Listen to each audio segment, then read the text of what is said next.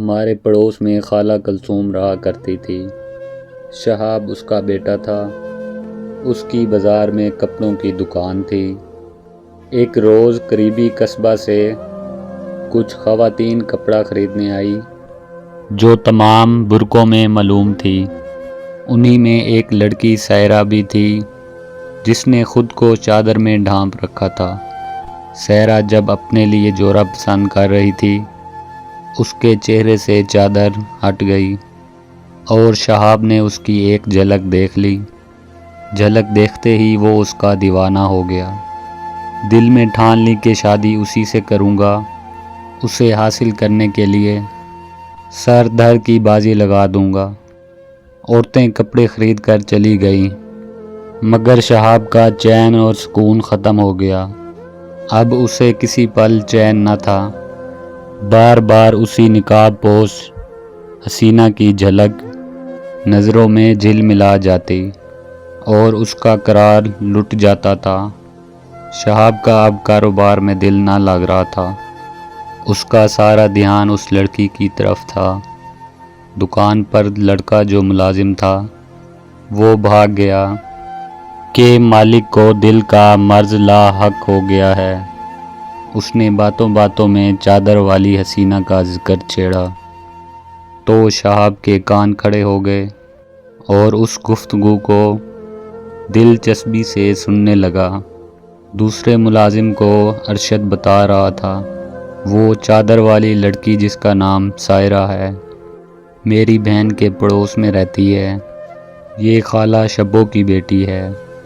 ماں سلائی کرتی ہے تب ہی انہی کا گزارا ہے اور کوئی کفیل نہیں ہے۔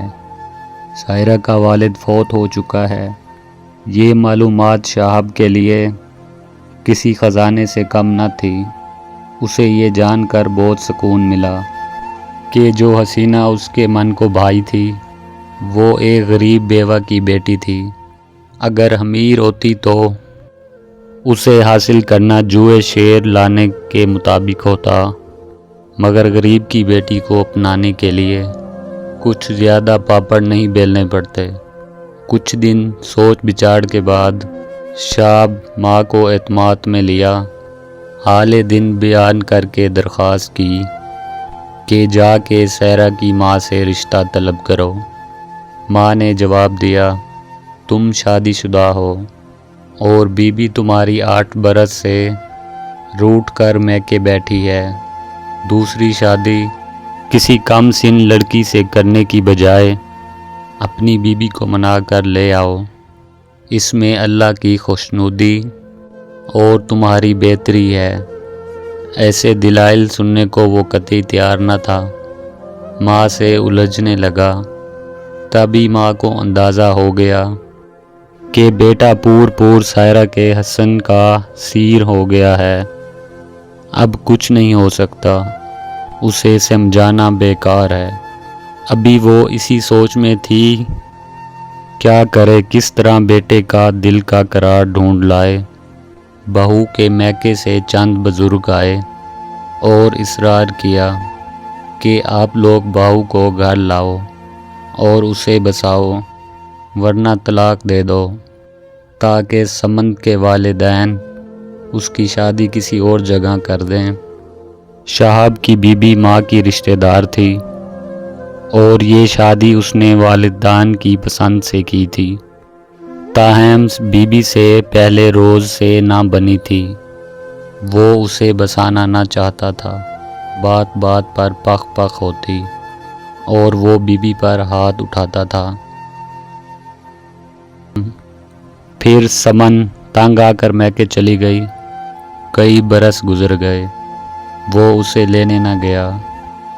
سمن کے والدین شروع میں صلح کی کوشش کرتے رہے اور اب وہ کہتے تھے بسانا نہیں ہے تو طلاق دے دو، ہماری بیٹی کی زندگی اس طرح برباد نہ کرو۔ شہاب نے ان پیغامات کا جواب نہ دیا تو وہ لوگ فیصلہ کن بات کرنے آ گئے۔ اب شہاب کو ہر صورت فیصلہ کرنا تھا، سو اس نے ٹھان لی کہ اگر سائرہ کا رشتہ مل گیا تو پہلی بیوی کو آزاد کر دے گا ماں نے بیٹے کی ضد مان لی اور ساتھ والے قصبے میں رشتہ طلب کرنے چلی گئی۔ اس نے لڑکی کی گھر کی غربت دیکھتے ہوئے ان کو 50,000 کی پیشکش کر دی۔ گاؤں میں رواج تھا لڑکا امیر ہو اور لڑکی کا تعلق غریب گھرانے سے ہو تو شادی کے نام پر لڑکے والے لڑکی کی والدین کو معقول رقم ادا کرتے تھے۔ یوں رشتے کے بدلے غریبوں کی مالی مدد ہو جاتی تھی۔ یہاں بھی یہی رسم کام آ گئی۔ سیرا کی ماں نے رقم کے بدلے بیٹی کا رشتہ دینے پر آمادگی ظاہر کر دی اور شہاب کی جھولی مرادوں کے پھولوں سے بھر گئی۔ اس نے پہلی بیوی کو آزاد کر دیا۔ دوسرے گاؤں جا کر سیرا کو بیاہ لانے کا اہتمام کر لیا۔ وہ اپنی کامیابی پر بہت خوش تھا۔ سوچ بھی نہ سکتا تھا کہ اتنی جلدی اور آسانی سے اسے یہ من پسند نئی دلہن حاصل ہو جائے گی۔ ایک حسین خواب کی امانت گزرنے لگی۔ قیمتی ملبوسات، زیور، دیگر سامانے سیرا کے سامنے ڈھیر کر دیے، کیونکہ اس کی کپڑے کی بڑی دکان تھی اور مال اور دولت کی کمی نہ تھی۔ سیرا بھی اپنے نصیب کھل جانے پر شائدہ تھی۔ سہیلیاں اس کی زندگی پر رشک کرتی تھی، ایک دوسرے سے حسرت سے کہتی تھی نصیب ہو تو ایسا۔ شابید بیوی کو دل و جان سے چاہتا تھا۔ یہ بات سارے گاؤں میں مشہور تھی کہ سیرا کو مجنوں مل گیا ہے اور شہاب نے جب سے من چاہی دلہن پا لی ہے اس کی خوشیوں کا ٹھکانہ نہیں ہے۔ وہ پہلے سے زیادہ کہیں خوش اخلاق ہو گیا ہے۔ خوش اخلاقی اور کاروبار میں خوشحالی کا چولی دامن کا ساتھ ہوتا ہے۔ شہاب گاہکوں کے ساتھ حلیمی اور خوش اخلاقی سے پیش آنے لگا۔ کاروبار میں اضافہ ہوا اور جو مندی چل رہی تھی وہ نہ رہی۔ کاروبار دن رات ترقی کرنے لگا۔ سبھی کے منہ پر ایک ہی بات تھی کہ سیرا کے آنے سے شہاب کی خوشحالی میں اضافہ ہوا ہے۔ یہ بات شہاب نے بھی ذہن نشین کر لی اور وہ بیوی کی چاہت میں ڈوبا ہوا تھا۔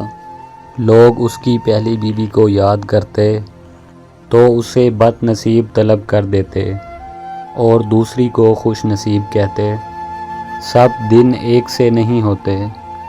کہتے ہیں کہ کبھی کے دن بڑے اور کبھی کی راتیں کا ہفتیں درست ہوتی ہیں۔ ایک روز وہ ہو گیا جس کا وہم و گمان بھی نہ تھا۔ ایک معمولی سے واقعے نے چین سکون غرق اور آباد گھر کو تہس نہس کر ڈالا۔ سیرا اپنی نند کی کنگھی کر کے باڑ سنوار رہی تھی اور ساس چارپائی پر بیٹھ کر چاول چن رہی تھی۔ اچانک ایک صدا سنائی دی، بندے ہار چوڑیاں لے لو۔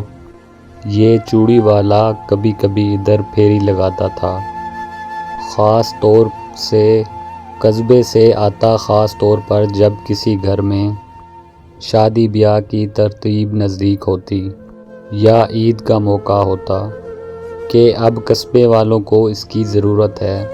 گھروں میں سہاگنی لڑکیاں بالیاں بھی اس کی صدا کی منتظر رہا کرتی تھی، کیونکہ جو اس کے پاس مال ہوتا وہ یہاں نہیں ملتا تھا۔ شہر سے خواتین کی دل پسند اشیاء خرید کر لاتا اور گاؤں قصبے میں فروخت کیا کرتا۔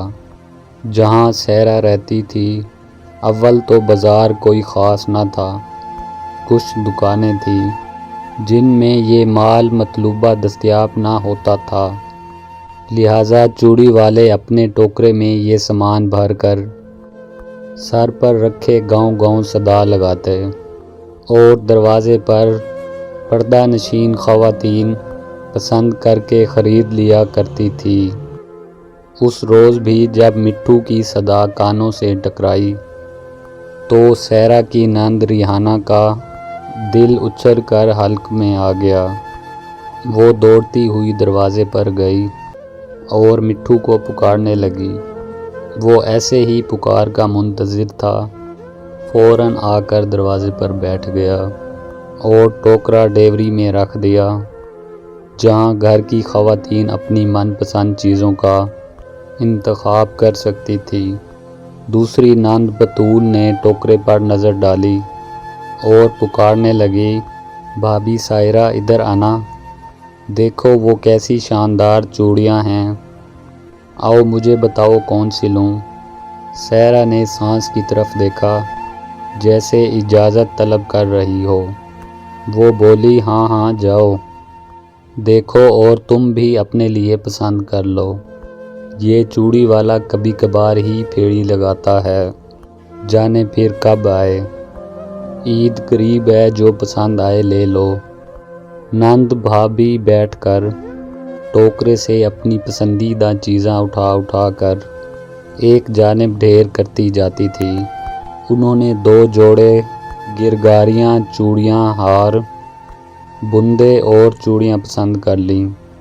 پھر بطول نے کہا، لالا ہم کو چوڑیاں پہنا دو۔ اس نے کانچ کی چوڑیاں درجن بھر جوڑوں میں پہن لی۔ سائرہ سے پوچھنے لگی، بھابھی کیسے لگ رہی ہیں چوڑیاں؟ بہت اچھی جواب ملا۔ تب وہ بولی، آپ بھی پہن لو بھابھی۔ ہاں ہاں دلہن پہن لو، ساس نے بولا۔ ساس کی اجازت پا کر اس نے خوبصورت لال رنگ کی چوڑیوں کا انتخاب کیا اور مٹھو سے بولی، یہ پہنا دو، اور اس نے کلائیاں آگے کر دی اور مٹھو نے اس کا ہاتھ اپنے ہاتھ میں پکڑ کر چوڑیاں چڑھانا شروع کر دی۔ اتفاق سے شہاب اسی وقت گھر پہنچ گیا۔ اس نے جو بی بی کا ہاتھ غیر مرد کے ہاتھ میں پایا تو اس کو بہت برا لگا، مٹھو کو گالیاں دی اور اس کا ٹوکرا اٹھا کر باہر پھینک دیا۔ پھر سائرہ کو درستی سے کھینچ کر گھر کے اندر لے آیا۔ اس غیر متوقع عمل پر وہ گھبرا گئی۔ شہاب دھاڑنے لگا، کیا یہ تیرا یار لگتا تھا؟ کیوں تم نے اپنا ہاتھ ایک غیر مرد کے ہاتھ میں دیا؟ اس کے ساتھ ہی ایک زناتے دار تھپڑ اس کے منہ پر پڑا۔ آنکھوں کے سامنے تارے آ گئے۔ بول، کیوں تو نے ایک غیر مرد کو اپنے ہاتھ کو چھونے دیا؟ بول، وہ کیا بولتی، جبکہ یہاں کی کچھ عورتیں چوڑی والے سے چوڑیاں پہن لیتی تھی، خود اس کی بہن نے بھی تھوڑی دیر پہلے پہنی تھی۔ جب بار بار شہاب نے ایک ہی بات غصے میں دہرائی، کیا لگتا تھا وہ؟ کیوں ہاتھ پکڑایا اسے؟ یار لگتا تھا؟ تو سائرہ کو بھی غصہ آ گیا۔ وہ چلا پڑی، ہاں یار لگتا تھا، ملنے آیا تھا مجھ سے چوڑی والا بن کر۔